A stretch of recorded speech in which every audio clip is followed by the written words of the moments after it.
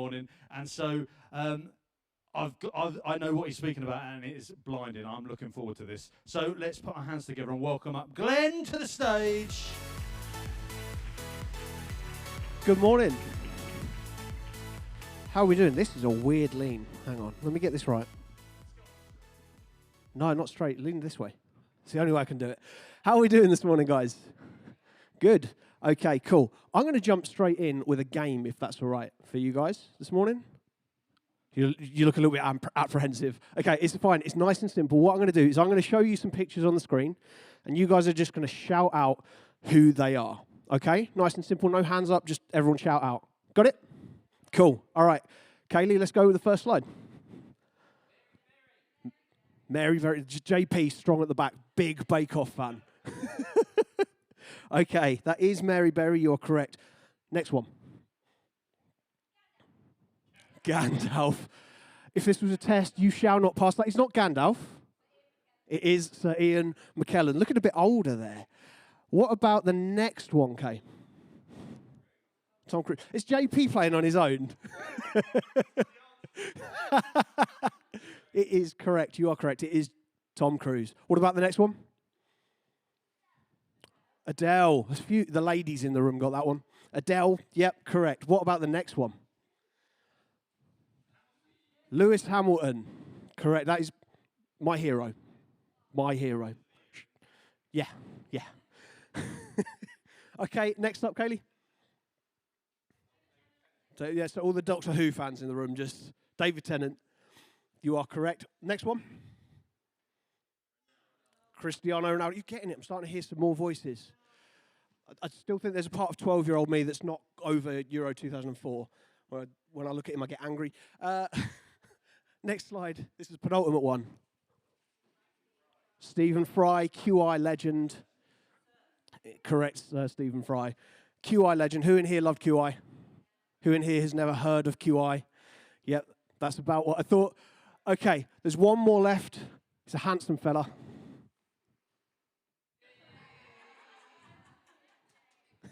It is, you are right, that is me, 15-year-old me, complete with ginger afro. Some of you are looking at me like I never knew, and I will never look at you the same again, and that is okay. Now, obviously, I'm the odd one out here. I'm not famously, but I think I do have the best hair of the lot.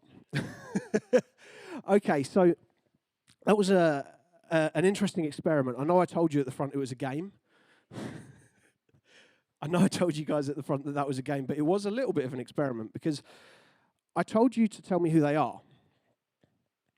And some of you guys, at least, told me names.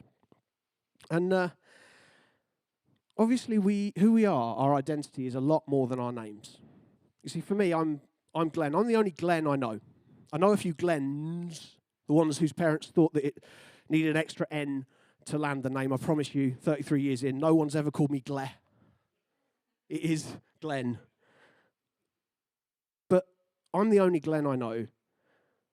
And so if I expand that to my full name, Glen James, and put that into Facebook, I don't just get me, I get 100 other results.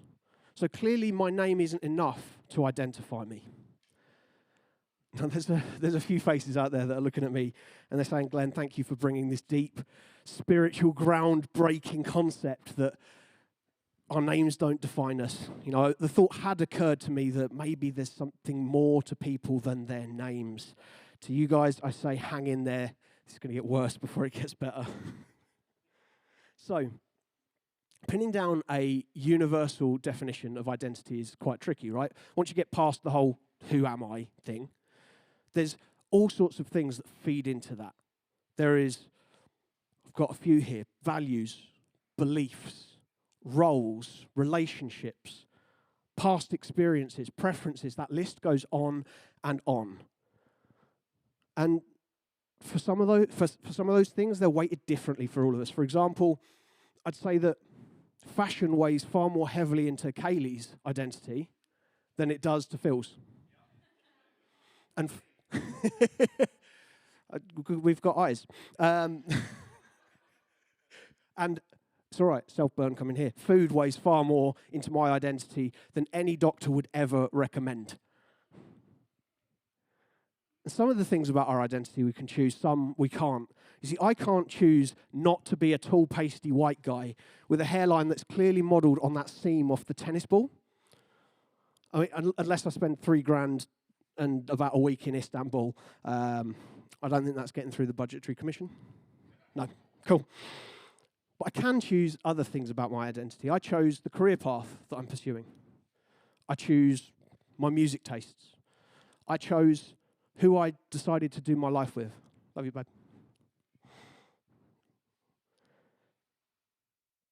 Our identities never stay the same for long either. You see, 15-year-old me here was a very different person to the 33-year-old you see standing on this stage right now. You see, he actually thought that afro was cool. It's really not. I am with Angie, at least by age 33. He also was a cricketer, thought he'd never give that up. He was a student. In fact, he was the smartest student in his class. So he thought. Angie was in my class at school. So he thought. He was so smart, in fact, that he thought that it was a great idea to put Biffy Clyro lyrics in his MSN status to show everyone exactly how he was feeling at all times. Some of you remember, 90s kids are like, yes, I remember. But he wasn't a father. He wasn't a husband. Tragically, he didn't know how to cook a great roast dinner. And he hadn't accepted that maybe he is a massive geek. And finally, he hadn't yet morphed into Captain Obvious, standing here on stage at church talking to a group full of grown adults about the real basic building blocks of identity. I promise you we're about to hit pay dirt. You see, the world always changes, and our identities change with it. Sometimes that's slow, it's gradual, little bit by little bit. And other times, it happens in an instant. Other times, the landscape of our lives shifts at the drop of a hat. And that can leave us feeling lost. It can feel us leaving like our anchors have been cut loose. And before we know it, we're in an identity crisis. Now, we are nearing the end of Christian Identity 101, and I'd like to make my first and most obvious point of the day.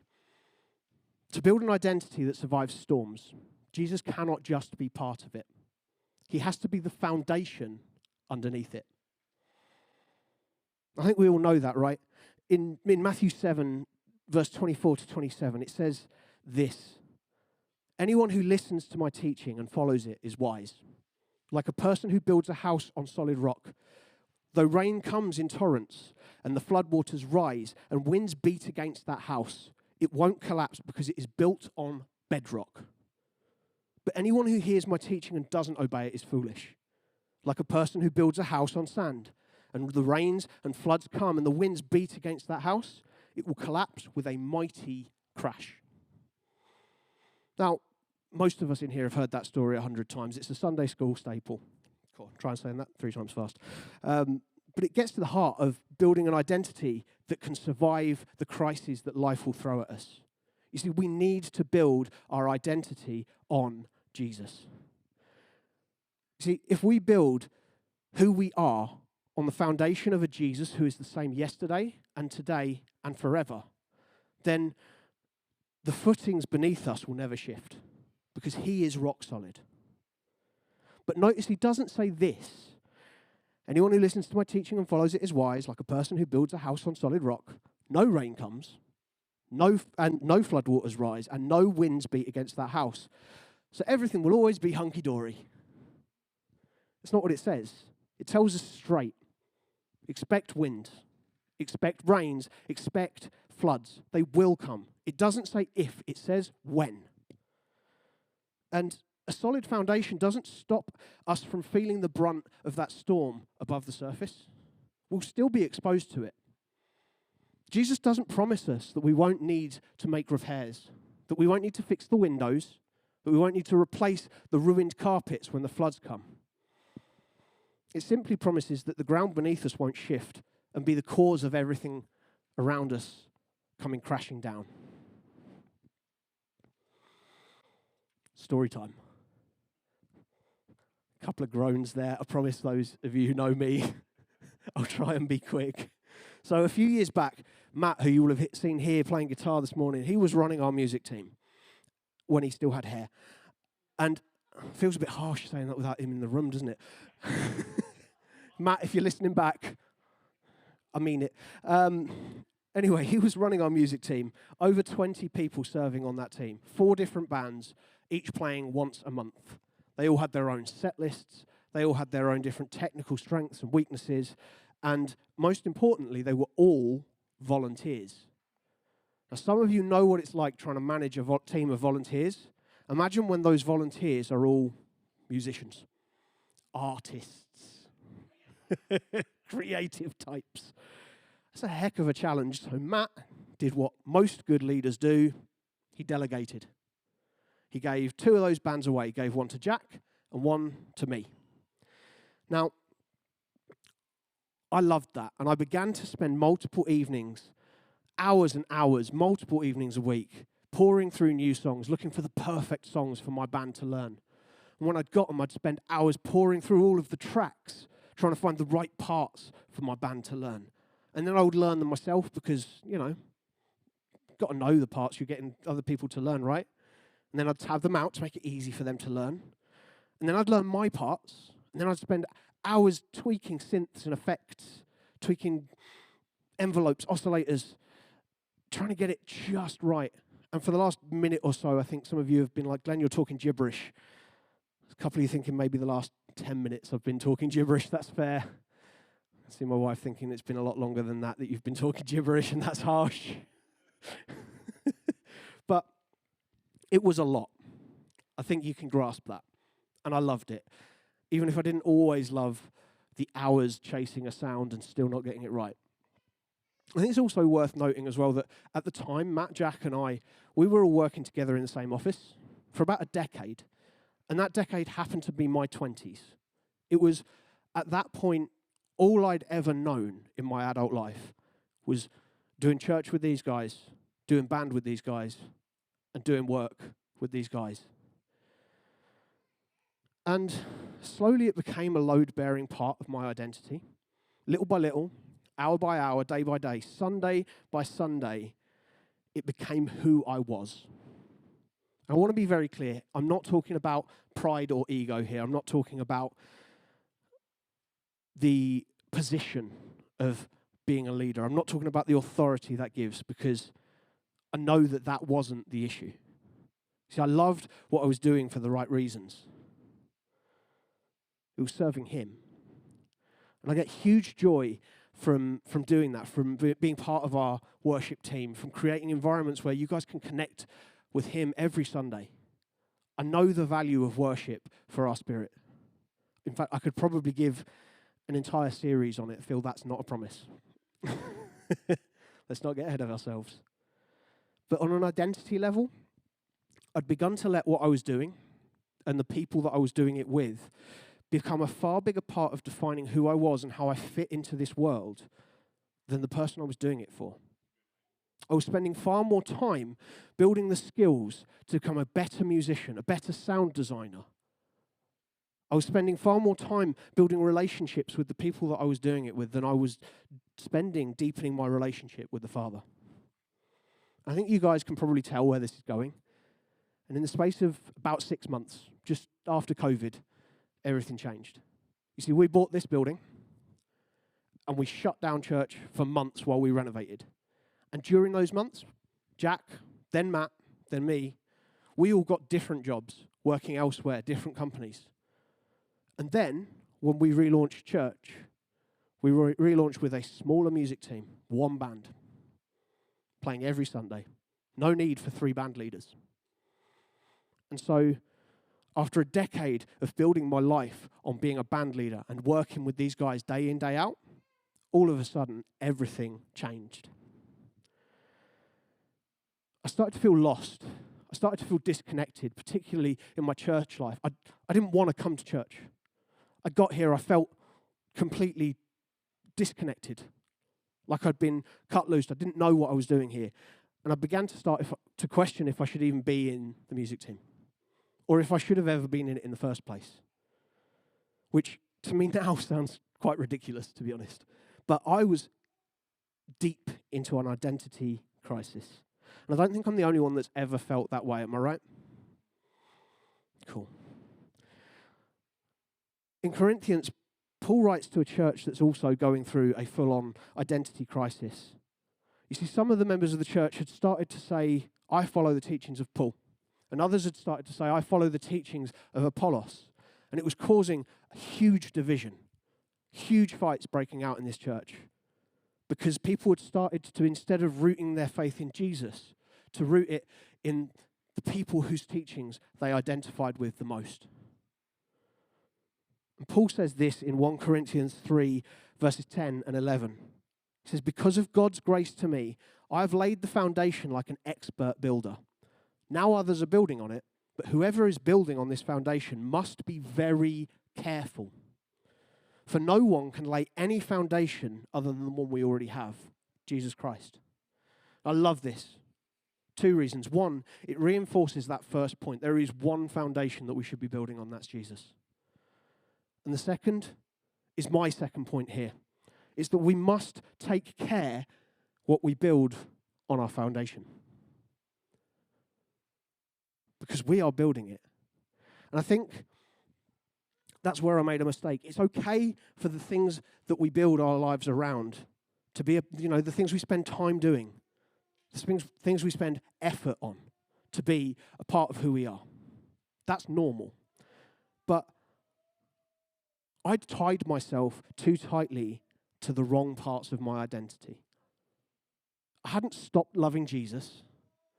I hadn't walked away from church or decided that worship didn't matter. But I tied myself to those instead of to the foundation. They were good things. They were meaningful. They were things that God had put in my life for a reason. But they were only ever temporary. And when those things were ripped away, I felt like I was being torn away with them. Maybe some of us know what that feels like.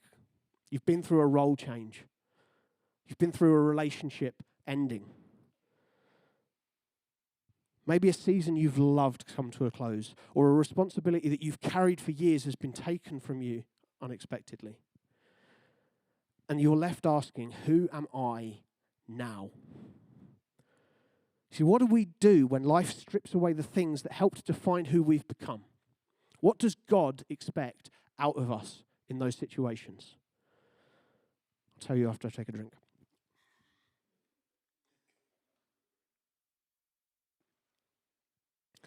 There we go. Sorry about that. Throat was like the Sahara. Now, Job gives us one of the most extreme answers to those questions in all of Scripture. When we meet Job, the first thing it does is it lays out, it makes sure that we know that this isn't a man who's about to be exposed as a fraud. Job 1 verse 1 says he was blameless, a man of complete integrity. He feared God and stayed away from evil. He wasn't perfect. He wasn't sinless. He was upright and he was faithful. And I feel sorry for him for what comes next. What comes next reminds me of a much worse version of those days where I'm at my desk and a queue of people starts to form that are giving me problems faster than I can solve them. Some of you will know what that's like. You want one of those ticket machines you used to get at the butcher shop where you pull the number and then you call it out. Except this wasn't just a bad day in the office for Job. You see, in moments, everything that was in his life starts to get stripped away. It says, the Bible says that once the messengers start coming, they keep coming. It says, while he was speaking, another messenger came. Another messenger came. Another messenger came. And they weren't giving him small problems. First, his livestock, gone, wiped out. Then his servants gone and killed. His wealth, gone. His kids, gone. His health, gone.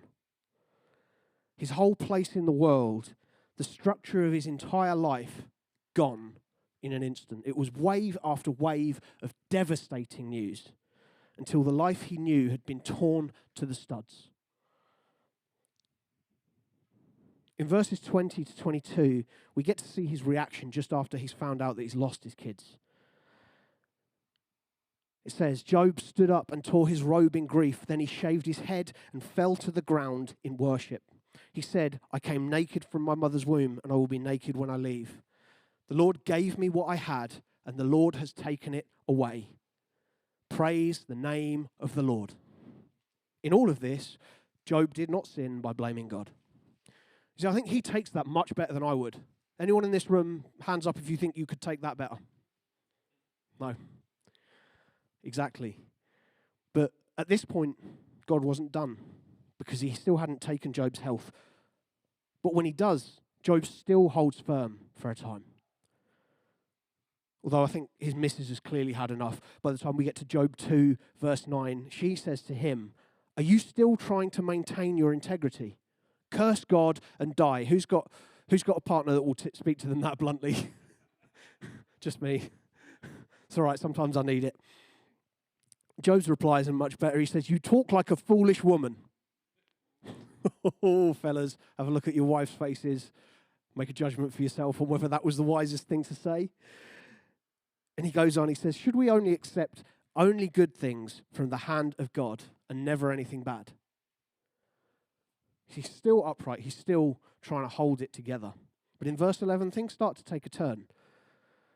It says, when 3 of Job's friends heard the tragedy he had suffered, they got together and traveled from their homes to comfort and console him. Their names were Eliphaz, the Temanite, Bildad, the Shuhite. Got to be careful how you say that one in church. And Zophar, the Naamathite. When they saw Job from a distance, they scarcely recognized him. Wailing loudly, they tore their robes and threw dust in the air over their heads to show their grief. Then they sat on the ground with him for 7 days and nights. No one said a word to Job, for they saw his suffering was too great for words. Now, that's good friendship, sitting there for 7 days and 7 nights without saying anything. But I think by the end of it, they were starting to crack. Because if you've ever read Job, in fact, if you've never read Job, and you're the kind of person whose guilty pleasure is to watch reruns of Jeremy Kyle, or for the Americans in here, what's his name? Jerry Springer. That kind of show. Anyone in here, guilty pleasure? Not me. You see, if that's what you kind of like, I'd suggest that after we're done here, you go to Tesco, buy some popcorn, or whatever other supermarket you use, buy some popcorn, go home, crack your Bible open, and start munching away, because what follows over the next few chapters is wild. It's kind of like the biblical version of Job putting up one of those whiny, woe is me Facebook posts, and then an absolute war erupting in the comments between him and his mates, and they're not gentle with each other. Here's some of the juicy bits. In Job 4, verse 7, Eliphaz says, stop and think, do the innocent die? When have the upright been destroyed? As in, come on, Job, innocent people don't end up like this. Bildad opts for the brutal. He says, your children must have sinned against him, so their punishment was well deserved. His kids died. Bildad, I don't think he's ever going to become a pastor. And then in chapter 11, in comes Zophar with all the tact of a brick through a window. He says, listen, God is doubtless punishing you far less than you deserve. How much more can he get punished? He's lost everything. And Zophar's saying, well, you're lucky it's not worse. But Job, don't worry, he gives as good as he gets. He says to them in chapter 18, what miserable comforters you are. Won't you ever stop blowing hot air? What makes you keep on talking? And then this one's one of my favorites. This is from Job chapter 13. It's verses 4 and 5. He says, as for you, you smear me with lies. As physicians, you are worthless quacks. As biblical insults go, that's got to be in my top 5. Worthless quacks. He goes on, he says, if you could be silent, that's the wisest thing you could do. In other words, the best thing you could do right now is shut up. And we laugh about that, but underneath it, there's something really serious happening. Because Job, he's not just sad, he's not just grieving or angry. He's in the middle of a full-blown identity crisis. See, in chapter 29, he spends the entire chapter looking back on who he was before all of this came his way. I won't read it all because of time's sake, but he remembers a life where he was respected, financially secure, where he was useful and needed. He says things like, "The young men saw me and stepped aside. The old men rose to their feet. I was eyes to the blind and feet to the lame. I was a father to the needy." In other words, I knew who I was, I knew where I fit, and I knew what my life meant. And then in chapter 30, everything turns on two words. He says, "But now." He says, "But now I am mocked by people younger than I, by young men whose fathers are not fit to run with my sheepdogs." A little later he says, "Now they mock me with vulgar songs, they taunt me. And now my life seeps away, depression haunts my days." That's crisis, isn't it? It's not just I'm hurting. It's not just I'm angry. It's who am I now? And Job doesn't handle that perfectly. He says things out of that pain that overreach. He accuses God of things he doesn't understand.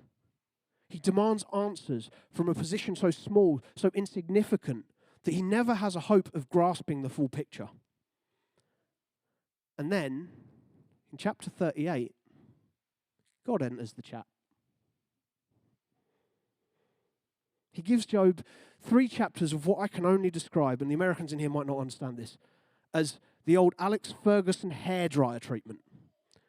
He gives him such a huge dressing down. If you don't know what the hairdryer treatment is, go Google it when you get home. It is a great laugh. But God delivers a couple of corking lines himself as well. He says, "Where were you when I laid the foundations of the earth?" And this is great. He says, "Who exactly do you think you are to put me, God, in the dock?" So I want this to be clear, because God isn't holding Job up as the epitome of composure in a storm. He's not.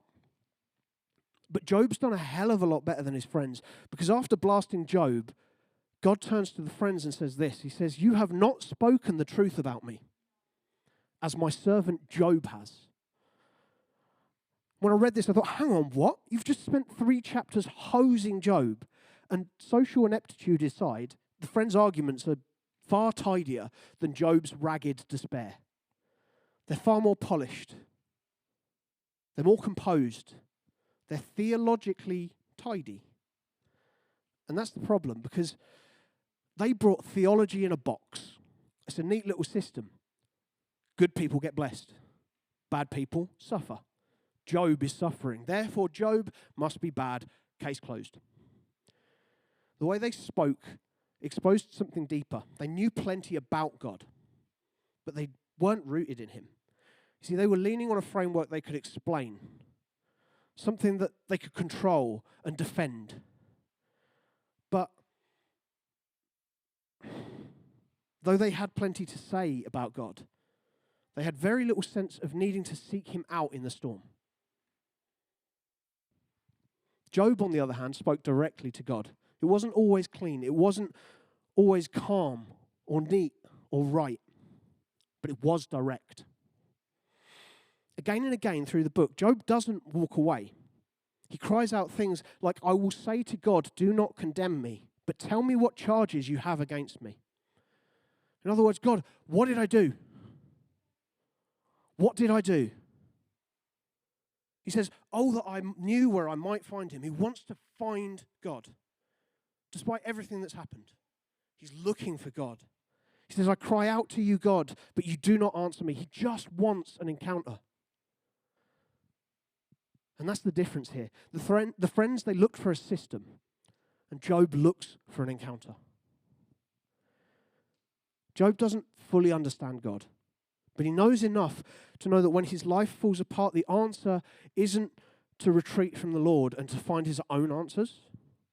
His instinct, even in the confusion and anger and grief of losing everything, is to bring himself to God. When things are stripped away, what remained was a man still clinging desperately to God underneath everything. And I think for a long time, After I went through my identity crisis, I thought I'd failed, that I should have somehow been more calm, more composed, more together. But what I see in Job challenges that idea for me. You see, God's not asking Job to feel emotionally solid while his world collapses around him. And I don't think he expects that from us either. He doesn't expect us not to waver. He doesn't expect us not to grieve. He doesn't expect us not to feel lost when the things we cherish are pulled away from us. Going through a season that challenges your identity is not failure. And maybe for some of us, that's where we are today. Something important in your life has been torn away, and you're finding yourself asking that question, who am I now? Can I tell you, feeling unsteady in that storm isn't failure, but the answer to that question isn't to pull yourself together, it's to pull yourself to God. Bring him the grief. Bring him that confusion, the anger, the questions. Bring in the part of yourself that no longer knows how to make sense of where you are. My final point today is this. Building an identity on the rock isn't enough if what we build isn't deeply rooted into it. You see, that's what Job did. When the hardest storm came, he didn't have all the answers, but he kept pulling himself towards God. And God showed up. In chapter 42, verse 5, Job says this, and it really stuck with me. It says, "My ears had heard of you, but now my eyes have seen you." You see, when God answers Job, he emerges from the storm steadied by that encounter and closer to God than ever before. And I think it really highlights that the answer to building a strong identity isn't just to build our own self-contained identity on top of the foundation, on top of the rock. It's to make sure that that identity is so securely tied to that rock, that we are so completely rooted into Jesus, that when life does shake us, when those inevitable storms come, and the outer parts of our identity that we love, that we cherish, are ripped away, are damaged and blown by the storms, that the structure underneath isn't moved. Let's pray. Father, I thank you that